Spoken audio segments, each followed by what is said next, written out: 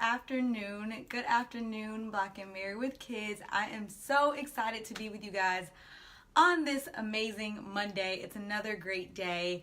I'm in Chicago. It's a little cold outside, but nonetheless, it is still a great day. It's a day for you to continue to grow and learn and discover your purpose. So I'm so glad that you're in here tuning in with me tonight on how to find your purpose as a woman.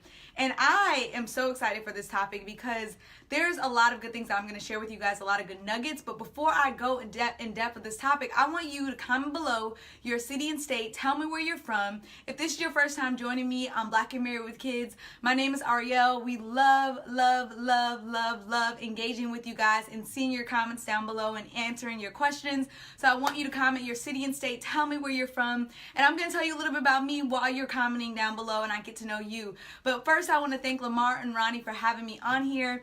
I am the co-owner of Dunamis Women Enterprise, where my mother and I guide women of faith through kingdom teaching, prayer, and coaching as they discover who they are as women, as they heal within their soul and transform their life and relationships.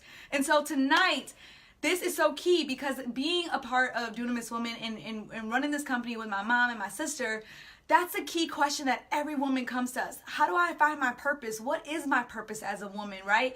We hear this all the time, and there's really so many different things that are going on that people say about what it is to find your purpose. But I was, coaching a young lady who was like 22 years old, and I was giving her some information about what does it truly mean to find your purpose. And I really want to share this with you guys because it illuminated me as I was even telling her what it is. And as you're comment below your city and state, which I still want you to do, while you do that, I also want you to share this because there's so many women who feel as if they have not found their purpose, or men. You guys can listen to this as well, right? Hi from New Haven, Connecticut. But anyone can listen to this because your purpose is always going to be defined. And I'm going to break this down to you all, but I want you to share this because there's so many people who are going to need this message tonight. There's so many people who are wondering, what is my purpose for living? And I am going to bring some light to this situation. But the first thing that I'm going to say is, if you feel as if you are less than because you have not, quote unquote, found your purpose, all right? I want you to extricate that out of your head because so many people say, I even tell my mentees who are in high school, so many people pressure you to find your purpose. You got to know what your purpose is. You should be living fully in your purpose. And they almost make it seem as if you don't know it, that you're not good enough, that you haven't yet defined life. And they like to make it seem as if you are not really where you necessarily need to be. But let me tell you something. I don't care where you are, how you're watching this, what has happened in your life. You are exactly where you need to be at this moment, okay? And this is the key thing because that I'm going to stress you all about finding your purpose is because no one can tell you your purpose except for you. You got to seek it. You got to discover it. You got to find it.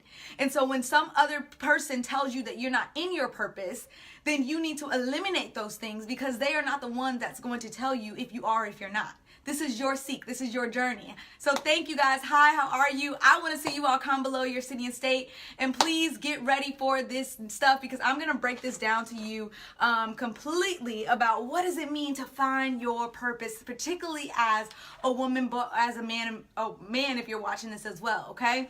So I hope you shared this. Comment below your city and state. I have a free gift for you guys if you stay on with me to the end. So please stay with me as I go through this live. But the first thing that I want to stress you guys about finding your purpose, and this is why I need y'all to comment, because usually when people are commenting, y'all got to help me out while I'm doing this. I need to know that you're still engaged and that you're with me, right?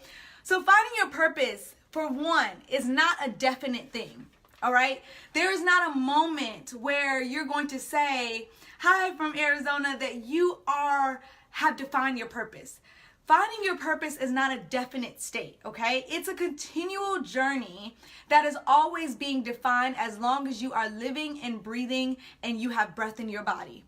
Purpose is not, ooh, I'm here and I made it, okay? Now, you may have an awakening at some point in your life as you continue to discover your journey and your purpose, but purpose is not set in stone. It is constantly being defined as you're growing and as you're learning and as you're developing. And that's why I said it doesn't matter where you are watching this or what age you're in, because it's constantly being defined, okay?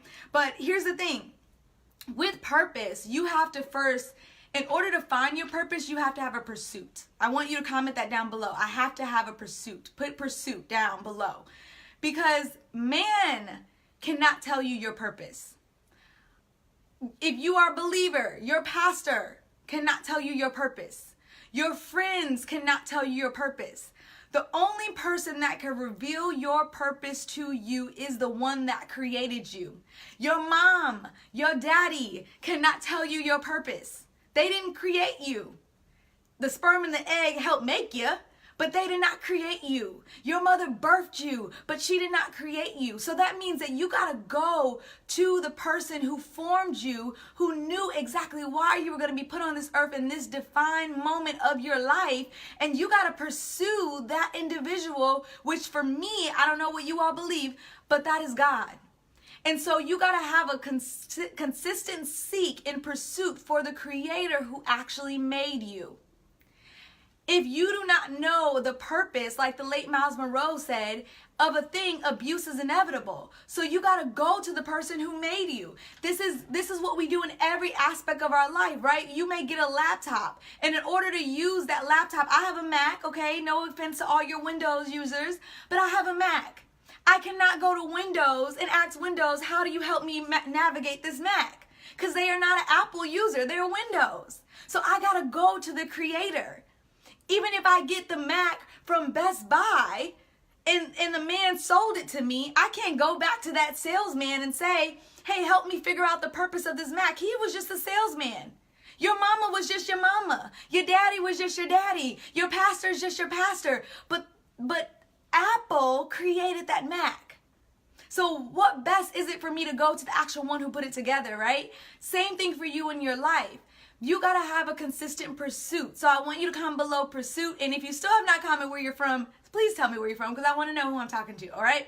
So you got to pursue God. And what does this mean? That doesn't mean going to God and saying, oh my God, God, define or tell me my purpose, because it's not just going to be downloaded in you like that.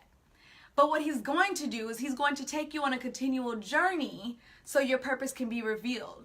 Because I said earlier in this post, purpose is not a one definite moment. It is constantly being defined within your life.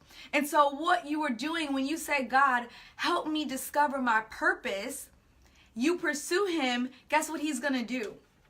He's going to start positioning people within your life around you. Hi from Gary, Indiana. He's going to say, okay, you want to know your purpose? The best way that I can help you define your purpose is I'm going to start positioning people around you.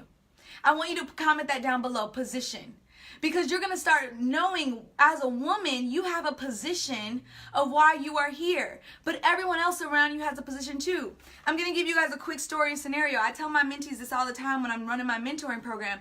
They play sports. And I say, if you're in volleyball, right? What is, sorry. Woo. What is the, I need water.